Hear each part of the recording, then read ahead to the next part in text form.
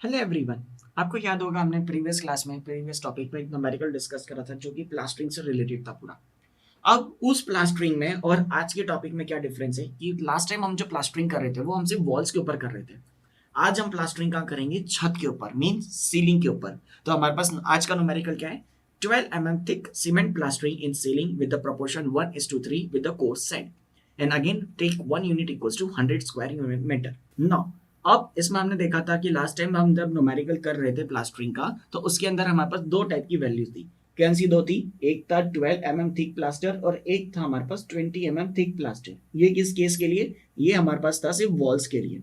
But जब हम ceiling की बात करेंगे तो सीलिंग में 20 mm का प्लास्टर चिपकाना इतना ईजी नहीं होता। क्यों? जब भी आप मोटा प्लास्टर करेंगे, इस पे जनरली इसे मोटा प्लास्टर कहा जाता है, तो आप जब भी इसके ऊपर मोटा प्लास्टर करेंगे तो प्लास्टर कुछ पर्टिकुलर गिर जाता है या इतना इजीली स्टिक नहीं हो पाता है। तो हम जब सीलिंग की बात करेंगे तो सीलिंग में हम दो टाइप के प्लास्टर करते हैं।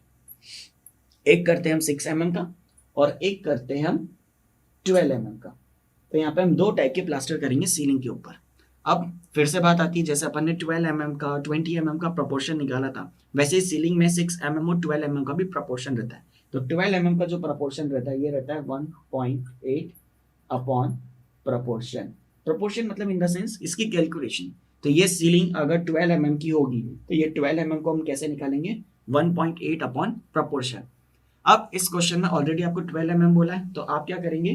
That comes out to be 1.8 upon what is the proportion? Proportion is already given 1:3 means 1.8 upon 4. So that gives out to be cement 0.43 something कुछ आता है। So you can going to take 0.45 metre cube या cubic metre. यहां से आपने निकाला cement. Sand भी same ऐसा ही रहेगा एज इट इज, उसमें क्या रहेगा आपका 3 टाइम्स हो जाएगा। क्यों? क्योंकि हमारे पास प्रोपोर्शन कितना था? 3 टाइम्स था। अब बात करते हैं, अगर कोई पर्टिकुलर क्वेश्चन रहेगा या कोई पर्टिकुलर एस्टिमेट रहेगा जिसमें आपको 6 mm वाला प्लास्टर कहा गया है तो उस केस में हमारे पास वैल्यू क्या हो जाएगी? 1 अपॉन प्रोपोर्शन।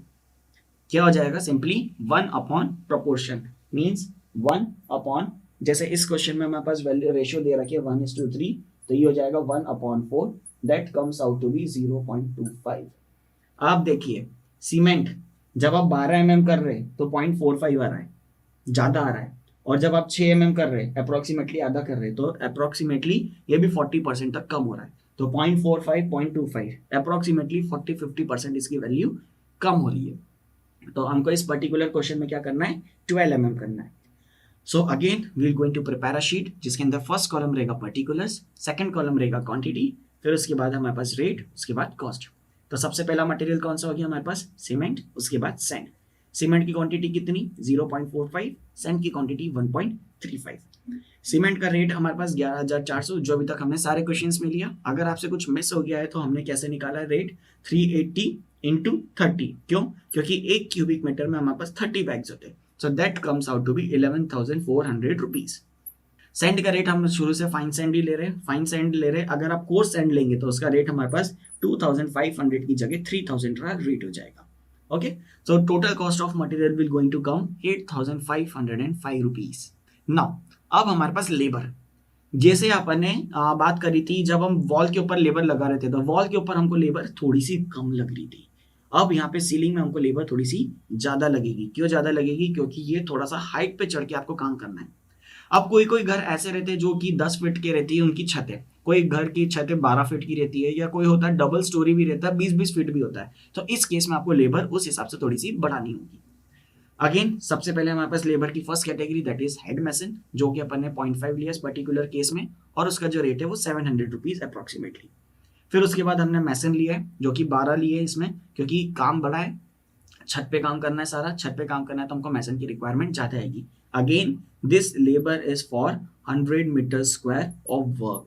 जब वो 100 मीटर स्क्वायर के वर्क के हिसाब से हमको इतनी लेबर्स की रिक्वायरमेंट आएगी। ओके, फिर मजदूर, लेबर से ज्यादा हमको मजदूर लगेंगे। क्यों? क्योंकि वो बार बार उनको हाइट पे सामान चढ़ाने के लिए, हाइट पे मटेरियल सप्लाई करने के लिए हमको मजदूर की रिक्वायरमेंट थोड़ी सी ज्यादा आएगी। तो हमने 12 की जगह 15 मजदूर लिए 12 मैसन के कंपेयर में।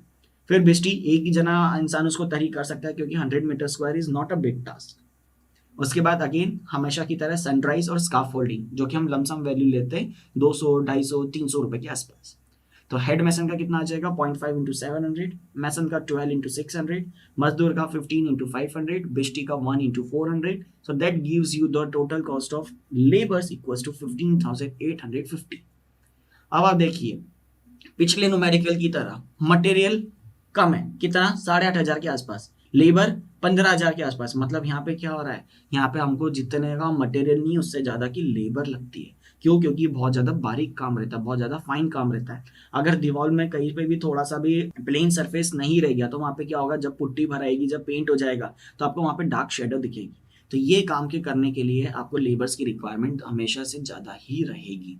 जब भी आप प्लास्टरिंग का काम करेंगे, जब भी आप पॉइंटिंग का काम करेंगे तो आपको लेबर की रिक्वायरमेंट ज्यादा आएगी. अब हमेशा की तरह टोटल कॉस्ट निकालनी, तो टोटल कॉस्ट कैसे निकालेंगे, total cost of the material as well as total cost of the labour. तो मटेरियल और लेबर की कॉस्ट मिला के आ रही है 24,355 रुपीज. अब इसमें 1.5% हम पानी का चार्जेस ऐड कर देंगे, that comes out to be 365 rupees. और साथ ही साथ 10% कॉन्ट्रैक्टर का प्रॉफिट, दैट इज 2,346 रुपीज. तो grand total will be equals to 27,156 rupees for 100 metre square. For 1 metre square it will be divided by 100, तो उसकी कॉस्ट वैल्यू कितनी आ जाएगी 271 या फिर 272 रुपीज फॉर 1 मीटर स्क्वायर. अब आप आपकी छत का साइज नाप लीजिए, कितनी लेंथ है, कितनी ब्रेड्थ है. इसमें हाइट नहीं आएगी, क्यों? क्योंकि मैंने हाइट ऑलरेडी यहाँ पे आपको 12 mm बता दिया कि 12 mm मोटा प्लास्टर करना है. तो यहाँ पे आप लेंथ नाप लीजिए, आप ब्रेड्थ नाप लीजिए, और 1 मीटर स्क्वायर की कॉस्ट है 272 रुपए के आसपास. तो आपको पता चल जाएगा कि मुझे छत पे प्लास्टर करना है तो मुझे इसका चार्ज कितना आएगा. फिर से ये जो हमने रेट निकाला है इसे हम बाद में एब्स्ट्रैक्ट शीट में रखेंगे. जो भी हमारा पास मेजरमेंट शीट के बाद, मेजरमेंट शीट से हम क्या निकालेंगे, क्वांटिटी, जैसा कि हमने फर्स्ट यूनिट में पढ़ा था. From measurement sheet, from abstract sheet से हम क्या निकालेंगे, rate into quantity, that will give you the overall cost of the structure या overall cost of the construction. तो आई होप ये सीलिंग वाला न्यूमेरिकल भी आपको समझ में आया होगा. Thank you.